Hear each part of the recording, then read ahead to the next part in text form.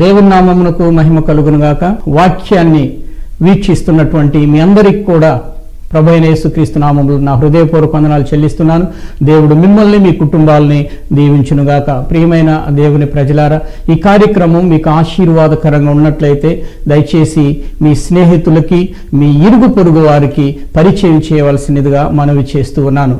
ఈ సమయంలో మనం దేవుని యొక్క వాక్యాన్ని ధ్యానిస్తాం. ప్రియమైన దేవుని ప్రజలారా, ఒక వ్యక్తి యొక్క జీవితంలో, ఆ వ్యక్తి యొక్క జీవిత ప్రయాణంలో, అతని యొక్క ఎదుగుదలలో ఒక వ్యక్తి పుట్టినప్పటి నుంచి మరణించేంత వరకు అనేకులతో తన యొక్క బంధం ముడిపడి ఉంటుందండి.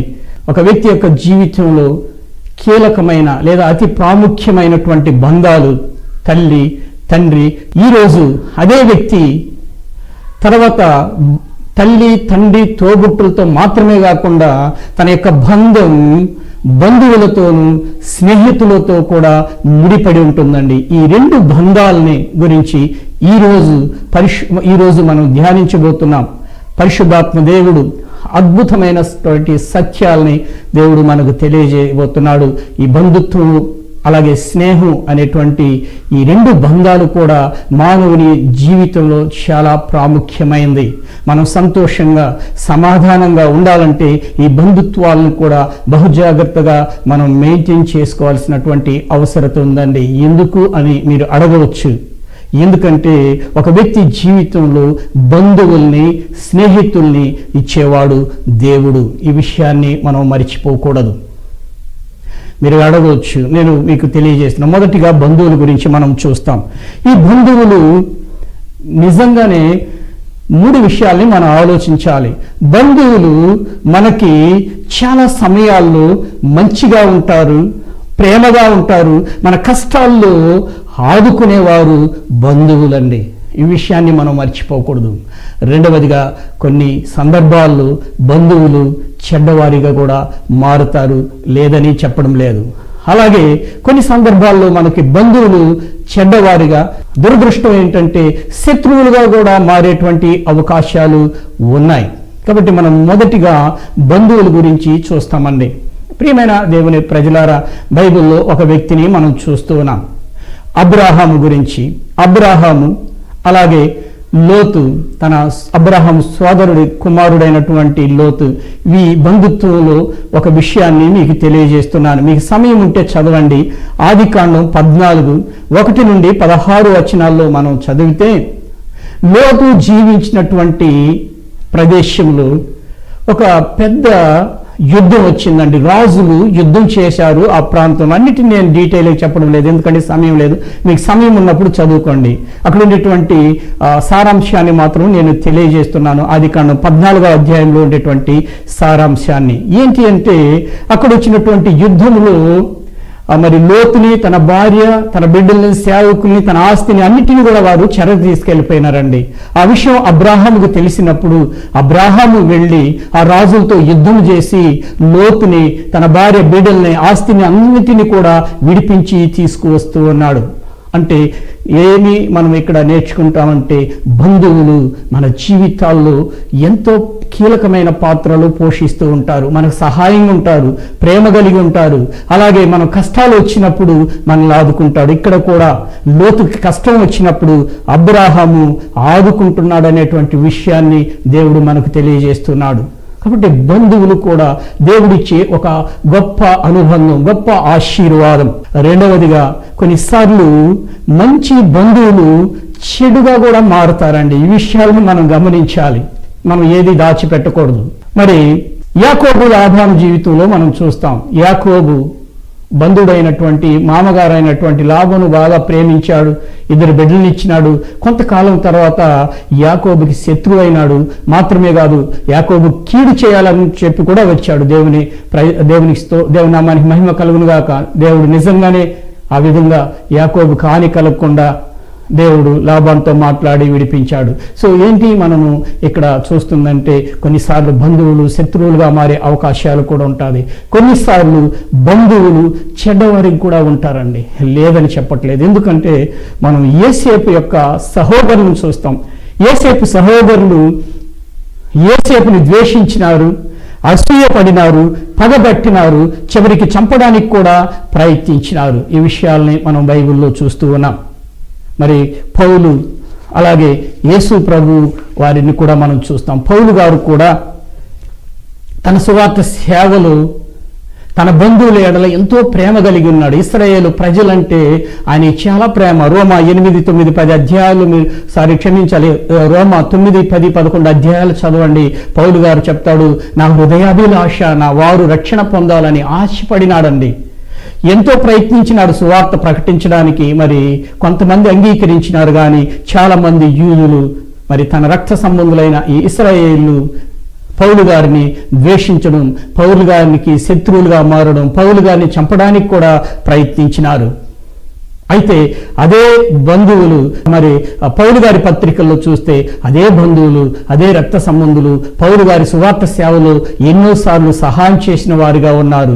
ఆయన సువార్త సేవకి వెళ్ళినప్పుడు ఆయనకు ఆతిథ్యం ఇచ్చినటువంటి బంధువులు కూడా ఉన్నారు. ఈ విషయాల్ని బహుజాగ్రత్తగా మనం గమనించాలి. పరిశుద్ధాత్మ దేవుడు అద్భుతమైనటువంటి సత్యాలను మనకు తెలియజేస్తున్నాడు. ఏంటంటే బంధువులతో, స్నేహితులతో మన సంబంధాన్ని బహుజాగ్రత్తగా ముందుకు కొనసాగించాలి. ఏది ఏమైనా సరే పౌలు గారు మాత్రము తన యొక్క బంధువులు ద్వేషించినా కూడా తన ప్రేమను వదిలిపెట్టిన వాడు కాదండి. ప్రేమించాడండి చివరి వరకు తన బంధువుల్ని. మరి దేవుని కృపలో అన్ని జనులకి సువార్త ప్రకటించడానికి దేవుడు తను ఏర్పాటు చేసుకున్నాడు. అన్ని ఉండినప్పటికీ, అన్ని జనుల్లో దేవుడు అద్భుత కార్యాలు చేసినప్పటికీ కూడా నా హృదయాభిలాష నా రక్త సంబంధులైన ఇశ్రాయేలు ప్రజలు రక్షణ పొందాలనే ఆశ అతనిలో ఉండిందండి. కాబట్టి చివరి వరకు తన బంధువులను ప్రేమించాడు. మరి ప్రభువుని యేసుక్రీస్తు వారి దగ్గరకు మనం వచ్చినప్పుడు యేసు ప్రభు వారు కూడా తన పుట్టినటువంటి తన కుటుంబంలో తల్లిదండ్రుల్ని, తోబుట్ల సహోదరుల్ని ఆయన ఎంతగానో ప్రేమించాడండి. అంత మాత్రాన బంధువులు, సహోదరులు ఆయన అవమానపరచలేదని చెప్పలేం. బైబిల్లో మనం చదవచ్చండి. యేసు ప్రభు సమాజ మందిరాల్లో ప్రకటించేటప్పుడు తన బంధువులు, అక్కడ ఉన్నటువంటి ప్రజలందరూ యేసు ప్రభు సమాజ మందిరంలో ప్రకటించేటప్పుడు, ఆయన అద్భుత కార్యాలు చేసేటప్పుడు వారు అభ్యంతరపడినారంట యేసు ప్రభు విషయంలో. వాళ్ళు అంటారు, ఈయన వడ్లవాని కుమారుడు కదా, మరియమ్మ కుమారుడు కదా, యాకోబు, యోసేపు, సీమోను, యూదా అను వారు ఇతని సోదరులు కదా, ఇతనికి ఇంత జ్ఞానం ఎక్కడి నుంచి అండి, విచిత్రంగా మాట్లాడుతున్నాడేంటి, నిన్న మొన్న వరకు మనతో కలిసి ఉన్న వ్యక్తి కదా అని చెప్పడం మాత్రమే కాకుండా అభ్యంతరం వ్యక్తం చేశారు. ప్రియమైన దేవుని ప్రజల, అందుకే యేసు ప్రభు చెప్తాడు, ప్రవక్త తన స్వదేశములు తప్ప మరి ఎక్కడా కూడా ఘనహీనుడు కాడు అని. కాబట్టి మనం ఏంటి నేర్చుకున్నదంటే, ప్రభు అయిన యేసుక్రీస్తు వారినే తన కుటుంబస్తులు, అలాగనే అక్కడ ఉన్నటువంటి ఇరుగు పొరుగు వారందరూ కూడా మరి తక్కువ చూడడం మనము గమనిస్తూ ఉన్నాం. అంత మాత్రాన యేసు ప్రభు వారి సహోదరుల్ని కానీ, తన కుటుంబాన్ని కానీ, బంధువులు కానీ ప్రేమించకుండా ద్వేషించలేదండి. ఆయన ప్రేమ వారి ఎడల ఉంది. ఒక ఆశ్చర్యకరమైన విషయాన్ని నేను మీకు తెలియజేస్తూ ఉన్నాను. యేసు ప్రభు శిలువలో మరణించి, మరణాన్ని జయించి 3వ దినం పరలోకం వెళ్ళి పరిశుద్ధాత్మను పంపి కొత్త నిబంధన సంఘాన్ని ప్రారంభించినప్పుడు కూడా అపోస్తుల కార్యం 2 నుంచి 9 అధ్యాయాలు చూస్తే సువార్తను వారు ఇశ్రాయేలు మధ్యలోనే ప్రకటించారండి. అన్యుల దగ్గరకు పోలేదు. అంత బంధం అంది ఇశ్రాయేలు ప్రజలు. అయితే అపోస్తుల కార్యం 10 తర్వాతనే సువార్తను అన్యులకు ప్రకటించినారు. కొర్నేలి ద్వారా పరిశుద్ధాత్మ దేవుడు వీరి అపోస్తులతో మాట్లాడడం ద్వారా ఈ దేవుడు మనకు మాత్రమే కాదు, యేసు ప్రభు ఈ లోకానికి వచ్చింది ప్రపంచంలో ఉండే ప్రతి మనిషికి అనే సత్యాన్ని గ్రహించిన తర్వాతనే ఇశ్రాయేలు ప్రజలు బయట ఉన్నటువంటి అన్యులకు కూడా సువార్త ప్రకటించడం ప్రారంభించినారు. ఒక ఆశ్చర్యకరమైన విషయం ఏంటంటే, యేసు ప్రభు వారు కూడా తన బంధువుల మధ్య ఇశ్రాయేలు మధ్యనే ప్రారంభించాడండి సువార్త సేవను. అన్యులకు కూడా ఆయన అద్భుతాలు చేసినాడు, లేదని చెప్పట్లేదండి. కనాను స్త్రీ వచ్చినప్పుడు అద్భుతమైన మాట, రొట్టెల్ని కుక్కలకు ఏమంటే ఆమె చెప్తుంది, అయ్యా ఆ ముక్కలైనా ఏరుకుంటాం కదా. అంటే అర్థం ఏంటంటే, ఇశ్రాయేలీయులు అన్యుల్ని కుక్కలుగా భావిస్తారు. ఆమె చెప్తుంది, ఆ ముక్కలైనా ఏరుకుంటాం. అప్పుడు దేవుడు యేసు ప్రభు ఆశ్చర్యపడి ఆమె యొక్క కుమార్తెను స్వస్థపరచడం మనం చూస్తూ ఉన్నాం. ఆమె కుమార్తెకి ఏం పట్టిందండి, దేవుడు నిజంగానే యేసు ప్రభువు కూడా తన వారితోనే ప్రారంభించినాడు సేవ. కాబట్టి కొంతమంది వేద పండితులు ఏం చెప్తారంటే, యేసు ప్రభువారు సిలువలో మరణించి మరణాన్ని జయించిన తన పునరుద్ధానమైన తర్వాత తన సోదరులు కూడా విశ్వసించినట్లుగా దేవుని యొక్క గ్రంథంలో మనం చదవచ్చండి. యాకోబు పత్రిక మరి యూదా పత్రికను, ఇది డిబేటబుల్ అండి, మనకి ఇప్పుడు అది అవసరం లేదు. ఏదేమైనా సరే కొంతమంది వేద పండితులు ఈ పత్రికలు రాసిన వారు తన సోదరులని కొంతమంది భావిస్తారు. ఏదేమైనా సరే వారు కూడా ప్రభువుని విశ్వసించినట్లుగా మనకి దేవుని యొక్క గ్రంథంలో రాయబడింది. కాబట్టి ప్రియమైన దేవుని ప్రజలారా, బంధువులు కూడా దేవుడిచ్చే ఆశీర్వాదం గనుక వారి ఎడల ప్రేమ కలిగి బంధుత్వాన్ని బహుజాగ్రత్తగా మెయింటైన్ చేయడం దేవుని బిడ్డలకు చాలా మంచిది. ఇందుకు మంచి ఉదాహరణ అబ్రాహము పశువుల కాపురులకు, లోతు పశువుల కాపురులకు ఒక సమస్య వస్తుందండి. అంటే వారికి కలహాలు వచ్చిందంట, గొడవలు వచ్చింది. ఈ గొడవ ఎక్కడి వరకు వెళ్ళిపోతుందంటే అబ్రాహాంకి లోతు వరకు కూడా వెళ్ళిపోతుందండి. అందుకే అబ్రాహాం తెలివిగా పిలిపించి లోతుని, నాయనా ఇదిగో నువ్వు కుడికి పోతే నేను ఎడముకు పోతా, నువ్వు ఎడముకు పోతే నేను కుడికి వెళ్ళిపోతాను. అంటే మనం దూరంగా ఉండి సమాధానం కలిగి ఉంటాం. కాబట్టి మన బంధువులతో మనము స్నేహం చేసేటప్పుడు మనం దూరంగా ఉండి సమాధానంగా ఉండడానికి మనం ప్రయత్నించాలి. ఒక ఆశ్చర్యకరమైన విషయాన్ని మీకు తెలియజేస్తున్నాను. ఇది మీకు ఆశ్చర్యం కలిగించేది కాదు, మనమందరూ అనుభవించేటువంటి అనుభవాన్ని మీకు చెప్తున్నాను. ఒకే కుటుంబంలో ఉంటారండి, ప్రతిరోజు ఒకరి ముఖం ఒకరు చూసుకుంటారు, కానీ చచ్చిపోయేంత వరకు కూడా మాట్లాడుకోరండి. చూసినారా? చాలా మందిని చూసిన నా అనుభవంలో. ఒకే ఇంట్లో ఉంటారు, మరి ఎక్కువగా ఆడవాళ్ళు, వీళ్ళు తోడు కోడళ్ళు, చాలా మందిని చూసినా నేను. వారు అది ఏంటో మనకు తెలియదు, కానీ అది ఏమి రహస్యమో తెలియదు, కానీ చచ్చిపోయేంత వరకు కూడా ఒకరు మాట్లాడు, ఇంటికి వాళ్ళు ఒకే కుటుంబంలో కాపురం చేస్తుంటారండి. ప్రియమైన దేవుని ప్రజలారా, మనం దేవుని బిడ్డలు, దేవుని యొక్క వాక్యాన్ని వింటున్నాం కనుక బంధుత్వాన్ని బహుజాగ్రత్తగా మనం బ్యాలెన్స్ చేసుకుంటూ రావాలి. ఎందుకంటే బంధువులు ఎప్పుడు మన సహాయకులుగా ఉండరు, తక్కువ చూపు చూస్తారు, చులకనగా చూస్తారు, కొన్నిసార్లు శత్రువులుగా మారుతారు, ద్వేషిస్తారు, అన్నీ ఉంటాయి. అదే సమయంలో మరలా ప్రేమ కూడా చూపిస్తారు. ఈ రెండు ఉంటాయి. కాబట్టి వారి జీవితంలో దేవుడు నాకు కూడా ఈ విషయాల్లో చాలా అనుభవంలో నాకు దేవుడు చాలా విషయాలు నేర్పించాడు. నేను కూడా కొందరితో మాట్లాడలేని పరిస్థితి, చాలా బాధాకరం తెలుసుకున్నప్పుడు, అరే నేను దేవుని బిడ్డగా ఇది నాకు ఎందుకు ఇది వచ్చింది అనిపిస్తుంది. తప్పనిసరి ఏం చేస్తామండి, అది దేవుడే చూసుకుంటాడు. అలాగే యేసు ప్రభు వారు కూడా ఆయన మరణించేంత వరకు కూడా తన బంధువుల్ని ఆయన వదిలిపెట్టలేదు, వారి కోసం ప్రార్థించాడండి. ఇశ్రాయేలు ప్రజలు రక్షణ పొందాలనేటువంటిది యేసు ప్రభు వారి యొక్క ఆశ కూడా. కాబట్టి ప్రియమైన దేవుని ప్రజలారా, ఈరోజు మనమందరూ కూడా మన బంధువులు కలిగి ఉన్నాము. కాబట్టి మన బంధువుల విషయంలో బహుజాగ్రత్తగా వారిని ప్రేమిస్తూ మరి వారి ఎడల జాగ్రత్త కలిగి ఆ రిలేషన్షిప్ని మెయింటైన్ చేసుకుంటూ మనం ముందుకు సాగాలి. అది దేవుడిచ్చిన ఒక గొప్ప ఆశీర్వాదం. అందులో డిస్టర్బెన్స్ అయితే చాలా మనం ఎమోషనల్గా, అంటే భావోద్రేకాలు తీయకూడదండి. బహుజాగ్రత్తగా మెయింటైన్ చేసుకొని పోవడం చాలా మంచిది. కాబట్టి ఏమైనా సరే యేసు ప్రభు ఈ బంధాన్ని ఇవ్వడానికే మనకు వచ్చాడండి. యేసు ప్రభు మనకు మంచి బంధువుడుగా ఉన్నాడనేటువంటి విషయాన్ని మర్చిపోకూడదు. ఎందుకో తెలుసా? యేసు ప్రభు మనకు చిరకాల బంధువు. ఏంటి? ఆయన శరీరములో, ఆయన రక్తములో పాలు పొందుతున్న మనమందరూ కూడా ఆయన బంధువులై ఉన్నామనే విషయాన్ని మనం మర్చిపోకూడదు. మన బంధువులు మనకు మంచి చేయొచ్చు, చెడు చేయొచ్చు, లేదా శత్రువు ఏదైనా సరే మనకు మంచి బంధువు ఉన్నాడు, ఆయనే ప్రభు అయిన యేసు క్రీస్తు.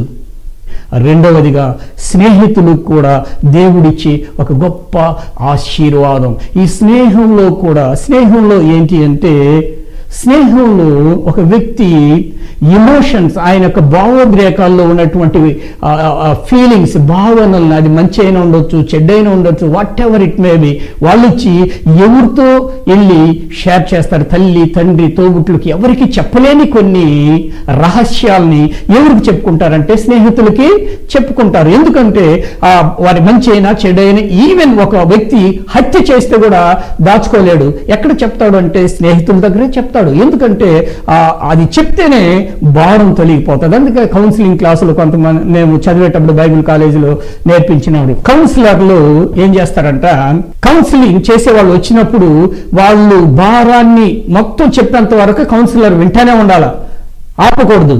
ఇంకా ఏం చెప్పాలంటే వాళ్ళు భారాన్ని అన్లోడ్ చేసేట్టుగా ప్రశ్నలు వేయాలంట. అంటే అది తగ్గిపోయినాక ఆల్మోస్ట్ రిలాక్స్ అవుతారు. తర్వాత కౌన్సిలర్ ఏం చేయాలా, వాళ్ళకి కౌన్సిలింగ్ ఇవ్వాలి. కొంతమంది కౌన్సిలర్స్ ఏం చేస్తారు, వాళ్ళు వచ్చి కూర్చుంటానే వీళ్ళే మాట్లాడేస్తాడు. అది చాలా తప్పు. సో ఎందుకు అంటే వాళ్ళ భారాన్ని అన్లోడ్ చేస్తారు. కాబట్టి స్నేహం అనేది కూడా దేవుడిచ్చినటువంటి ఒక మంచి ఆశీర్వాదం. మనకు పాత నిబంధనలో దావీదు, యోనాతాను ఉన్నారండి. వీళ్ళు మంచి స్నేహితులు. మనకు తెలుసు యోనాతాను తండ్రి అయిన సౌలు, మరి దావీదు మామగారు అయినటువంటి సౌలు బంధువుడే శత్రువుగా మరి అనేక సందర్భాల్లో దావీదును చంపాలని చూసినప్పుడల్లా యోనాతాను అతనికి ఏం చేశాడండి? తప్పించాడండి. ఆయన ఎలా ప్లాన్ చేస్తాడో చంపడానికి వాటన్నిటిని ముందుగానే తీసుకొచ్చి దావీదుకి చెప్పి కాపాడుతూ వచ్చినాడు. ఒక మంచి స్నేహితుడు ఎవరు దావీదు కంటే? యోనాతాను సౌలు మరణించినప్పుడు దావీదు గారు ఒక మాట అంటాడు, ఒక అద్భుతమైన మాట. అది మాత్రం నేను చదువుతున్నా. 2 సమూయేలు 1:26లో, నా సహోదరుడా యోనాతానా, నీవు నాకు అతి మనోహరుడవై ఇంటివి. నీ నిమిత్తము నేను బహు శోకమునందుచున్నాను. నా యందు నీకున్న ప్రేమ బహు వింతైనది. స్త్రీలు చూపు ప్రేమ కంటే అది అధికమైనది. ఎంత అద్భుతమైనటువంటి స్నేహం అండి. మరి దావీదు జీవితంలో మంచి స్నేహితులు ఉన్నారు. మనం దావీదు జీవితాన్ని మనం చదివితే తనతో స్నేహించిన వారు ఎంతోమంది శత్రువులైనట్టుగా కూడా మనం చూస్తున్నాం. అంతేకాదు వారి యొక్క స్నేహితులు కూడా శత్రువులుగా అయినారు. మరి చెడ్డ స్నేహితులు కూడా ఉన్నారనేటువంటి సత్యాన్ని మనం చదవచ్చు. ఏది ఏమైనా సరే దావీదు కూడా తన స్నేహంలో కూడా దావీదు బహు జాగ్రత్త కలిగి ఉన్నాడు. ఎందుకంటే కొన్నిసార్లు మనకు చెడ్డ స్నేహితులు లేదా స్నేహితులు చెడ్డవారైనప్పుడు మనం చేయాల్సిందల్లా ఒకటండి, వారి కోసం మనం ప్రార్థించాలి, మంచివారిగా మారాలని. మంచి స్నేహితులు ఉంటే దేవునికి స్తోత్రం, ఆ స్నేహాన్ని మీరు కొనసాగించండి. ప్రియమైన దేవుని ప్రజలారా, అలాగే యేసు ప్రభు వారి దగ్గరకు వస్తూ మనం యేసు ప్రభుని గురించి చెప్తూ మనం ముగిస్తాం. యేసు ప్రభు తన శిష్యుల్ని 12 మందిని సేవ కొరకు ఆయన తయారు చేశాడండి. ఆయన మరణ దినాలు దగ్గర వచ్చినప్పుడు వారితో కొన్ని మాటలు ఆయన షేర్ చేస్తాడు. యోహాను సువార్త 13-15 వరకు చదివితే యేసు ప్రభు చెప్తాడు, దాసుడు తన యజమానుడు చేయు దానిని ఎరుగడు గనుక ఇకను మిమ్ములను దాసులను పిలవక స్నేహితులు అని పిలుస్తున్నాను. ఎంత అద్భుతం! మీరు నాకు స్నేహితులు అంటే అర్థం ఏంటంటే, మీకు whatever you have in your life you are free to share with me. అంటే మీకున్నటువంటి మనోభావాలన్నిటిని కూడా నాతో పంచుకోమని చెప్పి వారిని ఆహ్వానిస్తున్నాడు. అంతకంటే ఒక గొప్ప సీక్రెట్ని దేవుడు తెలియజేస్తున్నాడు. ఏంటి అంటే, నేను మిమ్మల్ని స్నేహించినాను. ఒక విషయాన్ని మీకు తెలియజేస్తున్నాను. యేసు ప్రభు పబ్లిక్ స్పీకింగ్ అంటే బహిరంగంగా ప్రజలకు ఆయన దేవుని సువార్తను ప్రకటించినప్పుడు దేవుని యొక్క దేవుని రాజ్య విషయాలు చాలా చెప్పాడండి. అయితే ఒక సత్యాన్ని మనం గమనించాలి. పబ్లిక్లో చెప్పని అనేక దైవ రహస్యాల్ని 12 మంది శిష్యులకి మాత్రమే చెప్పాడు. ఈ విషయాన్ని మనం మర్చిపోకూడదు. బైబిల్లో మనం చదవచ్చు. మత్తయి సువార్త 13:34లో మనం చదివితే ఇది ఒక అద్భుతమైన మాట. లోకము పుట్టినది మొదలుకొని మరుగు చేయబడిన సంగతులను మీకు నేను తెలియజేయుచున్నాను. అంటే అర్థం ఏంటండి? పబ్లిక్లో చెప్పని, బహిరంగంలో చెప్పని అనేకమైన దైవ రహస్యాల్ని యేసు ప్రభు తన శిష్యులకు మాత్రమే తెలియజేశాడు. అందుకే ఆయన చెప్తాడు, అందుకే నేను మిమ్మల్ని స్నేహితులు అని చెప్తున్నాను. అంటే అర్థం ఏంటంటే, ఎవ్రీ సీక్రెట్ ఏదైనా సరే స్నేహితులతో షేర్ చేసుకుంటారు. ఎందుకంటే వారికి నమ్మకం, అది నేచురల్ అనమాట. ఇది మానవుని యొక్క నైజం. మా జీవితంలో కూడా ఎంతోమంది స్నేహితులు ఉన్నారు. మరి ఎంతోమంది స్నేహితులను విడిచిపెట్టాల్సి వచ్చింది. కానీ కొంతమంది స్నేహితులలోనే ఈరోజు నేను నా సేవా జీవితంలో స్నేహాన్ని కొనసాగిస్తున్నాను. సమస్య వచ్చినప్పుడు దేవుడిని అడిగినాను, ఏంటి ప్రభు? దేవుడు నాకు నేర్పించినాడు, కొన్ని స్నేహాలను ఏం చేయకూడదు, నువ్వు కంప్లీట్గా దూరము చేసుకోకూడదు. కొన్ని స్నేహాలు మంచిది. ఎందుకంటే స్నేహితులు కొన్నిసార్లు మనకు మంచి చేస్తారు. ఇది మనం మర్చిపోకూడదు. స్నేహితులు మనకు సహాయం చేస్తారు. యేసు ప్రభు అయితే మరొక అద్భుతమైన మాటను చెప్పాడు, స్నేహితుని కొరకు ప్రాణం పెట్టు వాడికంటే గొప్పవాడు లేదు. అందుకే నేను మిమ్మల్ని స్నేహితులని పిలుస్తున్నాను. మీకోసం నేను ప్రాణం పెడుతున్నాను. స్నేహితుడు ప్రాణం పెడతాడంట. నిజంగానే నిజమైన స్నేహితుడు. యేసు ప్రభు చెప్తున్నాడు, మీరు నాకు స్నేహితులై ఉన్నారు కనుక నేను మీకు ఏం చేస్తాను, నా ప్రాణాన్ని మీకు ఇస్తున్నాను.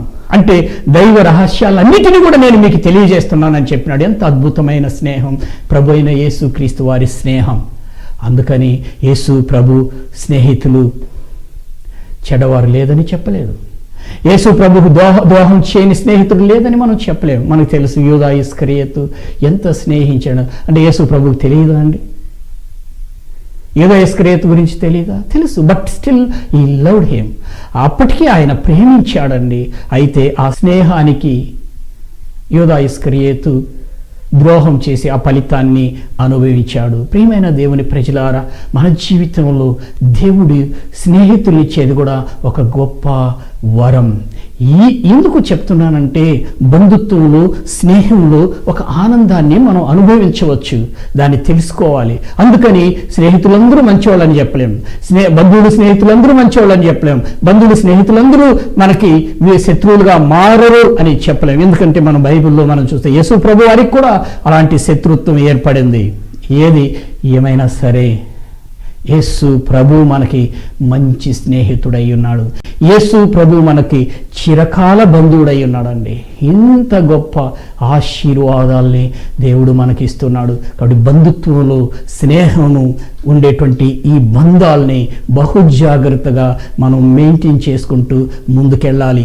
ఎందుకు చెప్తున్నానంటే, బంధుత్వం, స్నేహం దేవుడిచ్చే ఆశీర్వాదం. అందులో ఎంతో ఆశీర్వాదం అంటే ఏంటండి? ఆనందం, సంతోషం. ఇందులో కూడా దేవుడు ఎంతో ఆనందాన్ని పెట్టినాడు. దీన్ని కనుక కరెక్ట్గా మనం మెయింటైన్ చేసుకోగలిగితే ఇందులో కూడా మనం ఆనందాన్ని అనుభవించవచ్చు, స్నేహితులతోనూ బంధువులతోనూ. కానీ బహు జాగ్రత్తగా ఉండాలి. ఈ సత్యాల్ని దేవుడు మనకు తేటగా తెలియజేస్తున్నాడు. ప్రియాదేవుని ప్రజలారా, మనకు బంధువులు మంచిగా ఉంటారు. కొన్నిసార్లు బంధువులు స్నేహితులు మనకి సహాయం ఉంటారు, ప్రేమ చూపిస్తారు, మంచి చేస్తారు. కొన్ని సందర్భాల్లో చేయకపోవచ్చు, కొన్ని సందర్భాల్లో శత్రువుగా కూడా మారవచ్చు. ఏదైనా సరే బహు జాగ్రత్తగా ఈ రిలేషన్షిప్స్ని, బంధాలని మనము జ్ఞానంతో ముందుకు కొనసాగించాలి. చివరిగా చెప్తున్నాను, బంధువులు, స్నేహితులు, బాంధవ్యాలు దేవుడిచ్చే ఆశీర్వాదాలు గనుక వారి ఎడల ప్రేమ కలిగిన వారై ఈ బాంధవ్యాల్ని మెయింటైన్ చేయడంలో దేవుని బిడ్డలు బహుజాగ్రత్త కలిగి ఉండాలి. ఏదేమైనా సరే దేవుడు మనకి, యేసు ప్రభువారు మనకు మంచి బంధువుడును స్నేహితుడై ఉన్నాడు. ఎంత గొప్ప బంధువుడు, ఎంత గొప్ప స్నేహితుడు. ఏ స్నేహితుడు ఇతనంటే చిరకాల స్నేహితుడు మన యేసు ప్రభు. మనకి సామెతల్లో ఒక మాట రాయబడింది, నిజమైన స్నేహితుడు విడువక ప్రేమించును, దుర్దశలో అట్టివాడు సహోదరుడుగా ఉండను. యేసు ప్రభు వారు మనకు మంచి స్నేహితుడండి, చిరకాల స్నేహితుడు. ఏదైనా సరే, ఒక విషయాన్ని చెప్తూ నేను ముగిస్తున్నాను. మన జీవితంలో ఈ విషయాన్ని చాలాసార్లు నేను నా సందేశంలో తెలియజేసిన ఏంటంటే, ప్రతి విషయాన్ని మానవ నైజం స్నేహితులతో చెప్తారు. కానీ నేనేం చెప్తున్నానంటే, కొన్నిటిని మానవుని దగ్గర కొన్నిటిని చెప్పకూడదండి. అది మీకే తెలిసి ఏది చెప్పకూడదని. అయితే దేవునితో అన్నీ చెప్పాలి. ఎందుకంటే మన స్నేహితుడు యేసు ప్రభు వారు నిజమైన స్నేహితుడు. అందుకే ఆయన చెప్పాడు, రహస్యమందున్న నీ తండ్రికి ప్రార్థన చేయి. అంటే ఏంటి? You have to tell everything in your life. Anything, ఏదైనా సరే దేవునికి చెప్పాలి. కానీ మనం ఏం చేస్తాం తెలుసా? అన్నిటినీ మనిషికి చెప్తాం, కొన్నిటిని మాత్రమే దేవునికి చెప్తాం. ఇది మంచిది కాదు. ఎందుకో తెలుసా? స్నేహితులైనా బంధువులైనా సరే కొన్నిసార్లు వాళ్ళు ఏం చేస్తారు, వారికి శత్రుత్వం వచ్చినప్పుడు నీ రహస్యాలు తీసి బయట పెడతారు. అప్పుడు నీకు అవమానం కలుగుతుంది. అదే యేసు ప్రభు. అందుకే దావీదు చెప్తాడు, నా రహస్య పాపాలని క్షమించే దేవుడు అంటాడు ఆయన. సో కొన్నిటిని మీరు ఏం చేయకూడదు, మనుషులకి చెప్పకూడదు. కానీ ప్రతిదాన్ని దేవుడికి చెప్పాలని చెప్పి మీ అందరికీ నేను తెలియజేస్తూ ముగిస్తున్నాను. ప్రియమైన దేవుని ప్రజలారా, యేసు ప్రభు ఇలాంటి బాంధవ్యాలను ఇవ్వడానికే, ఇలాంటి గొప్ప బంధుత్వాన్ని, గొప్ప స్నేహాన్ని ఇవ్వడానికే యేసు ప్రభు ఈ భూమి మీదకి వచ్చి శిలువలో మరణించి, మరణాన్ని జయించి, పరలోకం చేర్చబడి మరలా రాబోతున్నాడండి. ఇలాంటి బంధాలను ఇవ్వడానికి ఇదే గొప్ప సువార్త అని మీకు తెలియజేస్తున్నాను. యేసు ప్రభు మనకు మంచి బంధువుడు అండి. ఏంటో తెలుసా? ఆయన శరీరంలో, రక్తంలో పాలు పొందుతున్నాం. అందుకే యేసు ప్రభు దీన్ని తిని త్రాగువాడే నిత్య జీవం గలవాడు. అంటే మనమందరూ కూడా యేసు ప్రభువుకి చిరకాల బంధువులై ఉన్నాం. మనమందరూ యేసు ప్రభువుకి చిరకాల స్నేహితులై ఉన్నాం. ఇంత గొప్ప బంధువుడు, ఇంత గొప్ప స్నేహితుడు మనకున్నాడు గనుక ప్రియ దేవుని మాటలు వింటున్న దేవుని ప్రజలారా, ఇంత గొప్ప బాంధవ్యాలను ఇచ్చే యేసు ప్రభువుని విశ్వసించి, ఆయన మీ సొంత రక్షకునిగా అంగీకరించి మీరు దేవుని బిడ్డలుగా మారండి. ఈ గొప్ప బాంధవ్యాలనిచ్చే యేసు ప్రభువుని నమ్మాలని చెప్పి మీకు మనవి చేస్తున్నాను. ఇంత గొప్ప ఆశీర్వాదాలని మీరు పొందుకోండి. అలాగే దేవుని బిడ్డలు అంటే యేసు ప్రభువుని విశ్వసించువారు చాలా సందర్భాలు చెప్తారు, నాకెవరూ లేరు అట్లా అని చెప్పి. దయచేసి మీరు అలాగా చెప్పకూడదు. ఎందుకు చెప్పకూడదంటే దేవుడు మనకి ఈరోజు దేవుడు మనతో మాట్లాడే అమూల్యమైన సత్యం ఏంటంటే యేసు ప్రభు మనకు మంచి బంధువుడుగా ఉన్నాడు, అలాగే యేసు ప్రభు మనకు మంచి స్నేహితుడుగా కూడా ఉన్నాడు అనే సత్యాల్ని దేవుడు మనతో మాట్లాడాడు కనుక మనకి ఎవరు లేదని చెప్పకూడదు. ప్రియదేవుని ప్రజలారా, మరొకసారి ఒక మాట చెప్పి నేను ముగిస్తున్నాను. ఏంటంటే యేసు ప్రభు మనకి మంచి బంధువుడు, యేసు ప్రభు మనకు మంచి స్నేహితుడై ఉన్నాడు. తల్లి, తండ్రి, తోబుట్టులు ఒక వ్యక్తి యొక్క జీవితంలో ఎంతో కీలకమైన పాత్రలు పోషిస్తారు. కొన్నిసార్లు వారు కొంతకాలం తర్వాత చనిపోతారు, కొంతకాలం తర్వాత వారు విడిచిపెడతారు. కొంతమంది చెడు తల్లిదండ్రులు, చెడు తోబుట్టులు కొంతమందికి ఉన్నారు. ఒకవేళ వాళ్ళు చేవిడిచినా మనకు గొప్ప తండ్రి మనకున్నాడు. ఎవరు అంటే దేవుడు అండి. యేసు ప్రభు మనకి తండ్రిలా ప్రేమించేవాడు, యేసు ప్రభు తల్లిలా ఆదరించేవాడు, యేసు ప్రభు సహోదరునిలుగా మనకి సహాయ సహకారాలు అందించేవాడు. అలాగే యేసు ప్రభు మనకి మంచి బంధువుడు. అలాగే యేసు ప్రభువారు మనకు చిరకాల స్నేహితుడై ఉన్నాడు. ఇదే అండి ఒక వ్యక్తి జీవితంలో అనుభవించే గొప్ప ఆశీర్వాదాలు, ఆనందాలు దేవుడు మనకి ఇచ్చినాడు. వీటిని మనం బహుజాగ్రత్తగా మనం మెయింటైన్ చేసుకోగలిగితే ఈ గొప్ప ఆశీర్వాదాలను మనం అనుభవిస్తాం. ఇట్టి ఆశీర్వాదాలని, ఇట్టి ఆనందాన్ని దేవుడు మీ అందరికీ అనుగ్రహించునుగాక. ఆమెన్. God bless you. దేవుడు మిమ్మల్ని దీవించునుగాక.